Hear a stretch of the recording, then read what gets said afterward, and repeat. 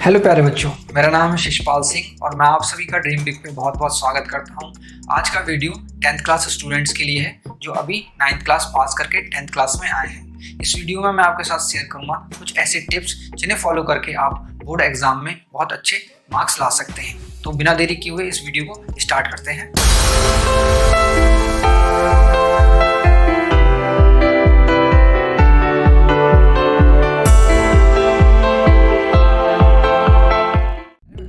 पहली नंबर की टिप है कि आप किसी भी प्रकार की रूमर को फॉलो ना करें। जनरली लोग कहते हैं कि जो 10th क्लास टफ है, आपके जो पेरेंट्स हैं वो भी कहते होंगे आप 10th में आ गए हो, अच्छे से पढ़ाई करना है, और सोसाइटी का भी प्रेशर होता है। तो अपने पेरेंट्स को भी ये वीडियो दिखाना और सोसाइटी वालों को भी कि भाई 10th क्लास इतनी टफ नहीं होती जितना आप क्रिएट कर देते हैं। आप देखेंगे कि जो 10th क्लास का सिलेबस है वो 8th क्लास के सिलेबस से मिलता जुलता है। कि साइंस के कुछ टॉपिक जैसे लाइट के टॉपिक होते हैं वो 8th क्लास से होते हैं। SST के जो सिलेबस होता है वो भी थोड़ा वैसा ही होता है, बस थोड़ा एडवांस हो जाता है। तो आप ये दिमाग में ना रखें कि 10th क्लास बहुत टफ है, प्रेशराइज ना हो और टेंशन ना लें। ठीक है, 9th क्लास से भी आसान होती है 10th क्लास।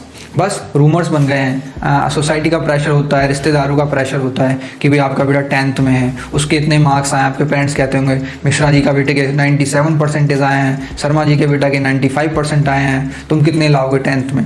तो आसपास से इस प्रकार का माहौल बनता है, तो उसका आपको बिल्कुल टेंशन नहीं लेना है और ये वीडियो अपने पेरेंट्स को भी जरूर दिखाना है। ठीक है, तो आपको प्रेशर नहीं लेना है। सेकेंड टिप है कि आपको किसी के भरोसे नहीं बैठना। जनरली स्टूडेंट कोचिंग के भरोसे रहते हैं और वो सोचते हैं मैं इस कोचिंग को ज्वाइन कर लूँगा तो मेरे भी 95% 97% आ जाएंगे। ये हमारे स्कूल के जो टॉपर थे उन्होंने ये कोचिंग ज्वाइन कर ली थी तो मैं भी ये कोचिंग ज्वाइन कर लूँगा और मेरे भी इसी तरीक़ा के मार्क्स आ जाएंगे। तो स्टूडेंट्स ये गलती ना करें।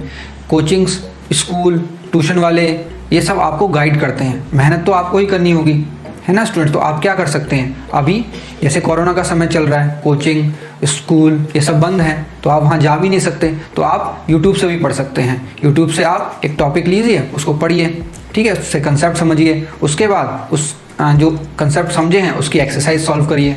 नेक्स्ट टिप है कि आपके सिलेबस में जो बुक्स मेंशन है वो आपको जरूर खरीदनी है। कई बच्चे PDF से पढ़ लेते हैं, PDF की बुक होती हैं डाउनलोड कर लेते हैं, सोचते हैं बुक लेके क्या करेंगे, या जो रिफ्रेशर्स होती हैं वो ले लेते हैं और जो सिलेबस में बुक होती हैं वो नहीं लेते हैं। तो ये गलती आपको नहीं करनी है, क्योंकि जो आपका पेपर बनेगा वो आपकी बुक के अकॉर्डिंग बनेगा, रिफ्रेशर्स के अकॉर्डिंग नहीं बनेगा। और जो PDF आप डाउनलोड करते हैं उससे आपको प्रॉब्लम होती है, आप इतना अच्छा नहीं पढ़ पाते हैं जितना अच्छा आप बुक से पढ़ पाते हैं, क्योंकि अभी तक की जो हैबिट थी वो आपकी बुक से पढ़ने की थी, तो आप PDF से कैसे पढ़ लेंगे, ये ध्यान दीजिए। तो बुक्स आपको जरूर लेनी है।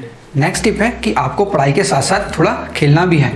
कई स्टूडेंट्स दिन भर पढ़ाई करते हैं, बिल्कुल नहीं खेलते, तो उनका शरीर एक्टिव नहीं रहता। तो आपको एक्टिव भी रहना है। आपका अगर मन करता है कि मुझे फुटबॉल खेलना है, मुझे क्रिकेट खेलना है, मुझे बैडमिंटन खेलना है, बास्केटबॉल खेलना है, जो भी खेलने का मन करता है जाके खेलिए, 1 घंटा 2 घंटा खेल के आइए, उसके बाद नहा धो के फिर पढ़ाई करिए, क्या परेशानी है।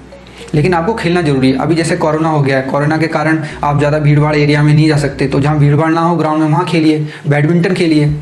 फिर भी अगर बाहर नहीं जा सकते, मम्मी पापा मना करते हैं, तो अपने घर में छोटे भाई बहन के साथ जरूर खेलिए, चेस खेलिए, घर की छत पे खेल सकते हैं। खेलना जरूर है, डेली 1-2 घंटा जरूर खेलना है, जिससे आपका जो दिमाग है और जो बॉडी है वो दोनों एक्टिव रहें। आपने पढ़ा भी होगा ना कि स्वस्थ शरीर में ही स्वस्थ मस्तिष्क का निवास होता है, इसलिए जब आपका शरीर स्वस्थ रहेगा तभी आपका जो माइंड है वो ज़्यादा अच्छे से काम करेगा। आप 2 घंटे की चीज़ 1 घंटे में सीख जाएंगे। ठीक है, नेक्स्ट टिप है कि नो रिलेशनशिप इफ़ पॉसिबल। मान लो 10th तक आपको अगर ये पॉसिबल है कि आप जो रिलेशनशिप है इनको इग्नोर करें, और इग्नोर ही करना चाहिए। 11th में चलता है, उसकी अलग ही दुनिया है, वो मैं आपको बाद में बताऊंगा। तो 10th तक अगर आप रिलेशनशिप में ना आए तो बहुत अच्छा है।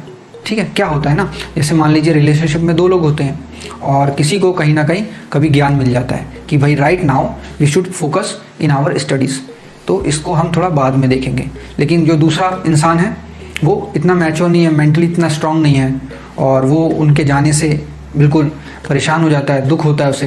तो पता चला कि ये एग्ज़ाम है और उस समय ब्रेकअप हो गया और एग्ज़ाम फिर बेकार हो गए।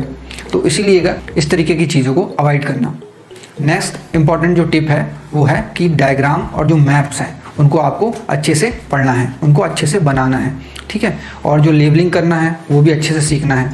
क्योंकि अगर आप डायग्राम आपका अच्छा हुआ तो आपको मार्क्स ज़्यादा अच्छे से मिलेंगे, स्कोरिंग होते हैं डायग्राम बनाना। इसी प्रकार से जो मैप्स होते हैं वो आपको अच्छे से करना है, क्योंकि जो डायग्राम है या मैप्स है they both are scoring in the exam. अब स्टूडेंट्स क्या करते हैं, पहले सोचते हैं पहले चैप्टर पढ़ लेते हैं, फिर उसके क्वेश्चन आंसर्स कर लेते हैं और सोचते हैं कि जो मैप है डायग्राम है ये बाद में करेंगे। लेकिन बाद में क्या होता है, आपके पास इतना टाइम ही नहीं होता, आपको रिवाइज भी करना होता है, तो आपके पास टाइम नहीं बचता है और जो आखिरी का टाइम होता है उसमें जल्दी जल्दी में आपको सही से याद भी नहीं होता है, तो बहुत सारी गलतियां हो जाती हैं, लेबरिंग की गलती हो जाती हैं। पूछा है भुज तो बता रहे हैं कहीं पे गुजरात में ना बताते हुए कहीं और बता रहे हैं, तो इस तरीके की आपको गलतियां नहीं करनी है।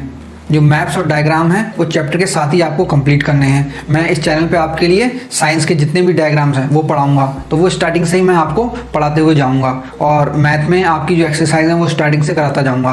तो आप मेरे चैनल पे ज़रूर आइएगा और इस चैनल को सब्सक्राइब करिएगा और इस चैनल पर बहुत कुछ आने वाला है आपके लिए जो आपके लिए बेनिफिशियल रहेगा बोर्ड एग्जाम के लिए, आप अच्छे से अच्छा स्कोर कर पाएंगे। प्यारे बच्चों, नेक्स्ट टिप है कि स्टडी दैट इज़ रिक्वायर्ड, मतलब हमें वो पढ़ना है जो एग्जाम में हमारे लिए इंपॉर्टेंट है, जो एग्जाम में हमारे लिए आएगा। हमें बिल्कुल डीप में नहीं जाना, हमें साइंटिस्ट तो बनना नहीं है अभी, हमें तो मार्क्स लाने हैं, ज़्यादा से ज़्यादा मार्क्स लेके आने हैं। तो हमें सिस्टमैटिक पढ़ना है, स्ट्रेटजी बना के पढ़ना है, ठीक है। स्ट्रेटजी आप बनाएंगे हर दिन। जैसे मान लीजिए आपको कुछ सब्जेक्ट टफ लगते हैं, कुछ आपको आसान लगते हैं। कुछ बच्चे क्या होते हैं साल भर लगे रहते हैं मैथ और साइंस में, और एसएसटी और हिंदी को कब करते हैं, नवंबर आने पे करते हैं। तो आपको शुरू से स्ट्रेटजी बनानी है। मान लीजिए आपको मैथ आसान लगती है, साइंस थोड़ी मीडियम लगती है, इंग्लिश और एसएसटी बहुत टफ लगते हैं, तो आप क्या करिए, आप एक सब्जेक्ट लीजिए एसएसटी जो आपका टफ है, और जो आपको आसान लगता है, मान लीजिए साइंस आपको आसान लगती है तो आप एसएसटी के साथ साइंस पढ़िए। एसएसटी टफ लगता है, उसको पढ़ के आप थोड़ा बोर हो जाएंगे, तो थोड़ा रिलैक्स होने के लिए उसके साथ में एसएसटी पढ़िए। उसी प्रकार मैथ को पढ़िए, फिर उसके साथ हिंदी पढ़िए। आप शुरू से सारे सब्जेक्ट को पढ़ के चलिए, सारे सब्जेक्ट को सिलेबस कंप्लीट करके चलिए साथ साथ, ठीक है, ताकि आखिर में आपको ऐसा ना लगे कि आपका कोई सब्जेक्ट छूट गया है। क्योंकि अगर छूट जाएगा तो उससे आपको टेंशन हो जाएगा, आपको स्ट्रेस हो जाएगा। वो तो हर बच्चे को होता है, लेकिन इसलिए ये स्ट्रेस, ये टेंशन कम से कम हो, तो उसके साथ आप सारे सब्जेक्ट मिला के पढ़ के चलिए। इससे आपको बेनिफिशियल रहेगा, आप खुशी खुशी सारे सब्जेक्ट का सिलेबस कंप्लीट कर लेंगे, फिर रिवाइज कर पाएंगे उसको आसानी से। तो शुरू से सारे सब्जेक्ट को पढ़ के चलिए, ठीक है स्टूडेंट्स। इस चैनल पे आपके लिए बहुत ही अच्छे लेक्चर्स आने वाले हैं आपकी 10th क्लास से रिलेटेड, तो इस चैनल से आप जुड़े रहिएगा, इस चैनल को आप सब्सक्राइब करिएगा और ऐसे एजुकेटर से दूर रहिएगा जो कहते हैं कि 10th क्लास इंपॉर्टेंट नहीं होती, ये सिर्फ डेट ऑफ बर्थ के सर्टिफिकेट के लिए ही यूज़ होती है। ये बहुत गलत बात करते हैं वो। 10th क्लास काफ़ी इंपॉर्टेंट होती है आपके, अगर इसमें अच्छे मार्क्स होते हैं तो आप डिसाइड करते हैं कि फ्यूचर में आप 11th क्लास में किस स्ट्रीम में जाएंगे। आप इसमें अच्छे से मेहनत करेंगे तो आप अपना पोटेंशियल जान पाएंगे कि आप में कितनी क्षमता है, ठीक है। इसके जरिए ही आप अपने आप को पहचान पाएंगे।